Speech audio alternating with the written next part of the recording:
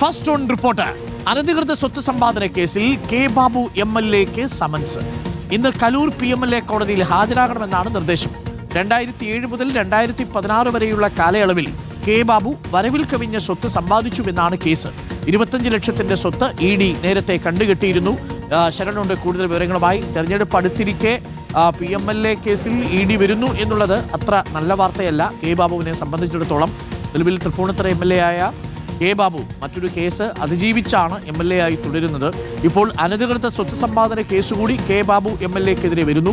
ED നേരത്തെ 25 ലക്ഷത്തിന്റെ സ്വത്ത് കണ്ടുകെട്ടിയിരുന്നു.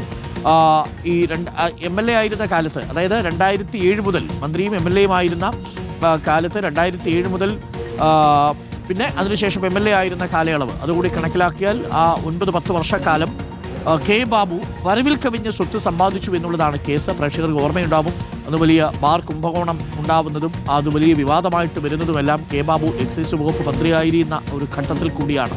അന്ന് KM മാണിക്കെതിരെയാണ് ആ പ്രതിഷേധം ഉണ്ടാവുന്നതെങ്കിലും അതിൽ കെ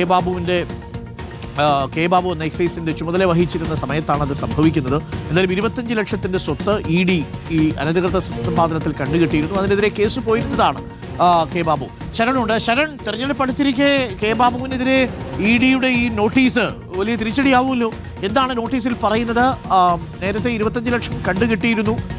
എന്താണ് കൂടുതൽ വിവരങ്ങൾ ശരൺ?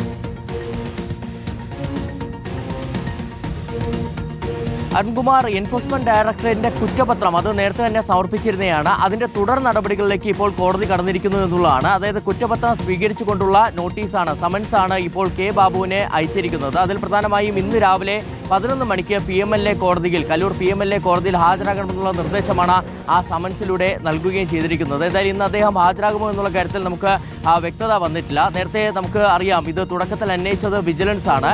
2007 മുതൽ 2016 വരെയുള്ള കാലയളവ് അദ്ദേഹം MLA ആയി ഒപ്പം തന്നെ മന്ത്രിയായിട്ടൊക്കെ ഇരുന്ന സമയമാണ്. 2011 മുതൽ 16 വരെ അദ്ദേഹം മന്ത്രിയായി ഇരിക്കുകയും ചെയ്തിരുന്നതാണ്. അപ്പോൾ അതിനിടയിൽ അനധികൃത സ്വത്ത് സമ്പാദനം നടത്തി 25 ലക്ഷത്തിന്റെ സ്വത്ത് സമ്പാദ്യം, അത്തരത്തിൽ അനധികൃത സ്വത്ത് സമ്പാദ്യം കണ്ടെത്തുകയും ചെയ്തിരുന്നതാണ്. തുടക്കത്തിൽ വിജിലൻസ് കുറ്റപത്രം സമർപ്പിക്കുന്നു. അതിന്റെ തുടർച്ചയായിട്ടാണ് എൻഫോഴ്സ്മെന്റ് ഡയറക്ടറേറ്റ് കള്ളപ്പണ ഇടപാട് സംബന്ധിച്ചുള്ള പരിശോധനകളിലേക്ക് കടന്നിരുന്നത്.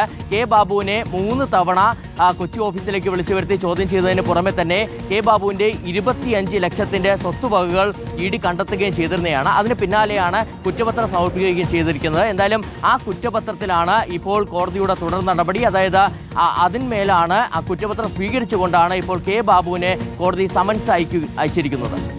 ഓക്കെ, വളരെ പ്രധാനപ്പെട്ട ഒരു വിവരമാണ് വരുന്നത്. കെ ബാബു MLAക്ക് ED ഇപ്പോൾ PMLA കേസിൽ സമൻസ് അയച്ചു എന്നൊരു വിവരം കൂടി വരുന്നു. നേരത്തെ അനധികൃത സ്വത്ത് സമ്പാദനവുമായി ബന്ധപ്പെട്ട് 25 ലക്ഷം രൂപ കണ്ടുകെട്ടിയിരുന്നു ED. 2007-16 കാലഘട്ടത്തിലാണ് കെ ബാബു അനധികൃതമായി സ്വത്ത് സമ്പാദിച്ചത് എന്നതാണ് EDയുടെ കേസ്.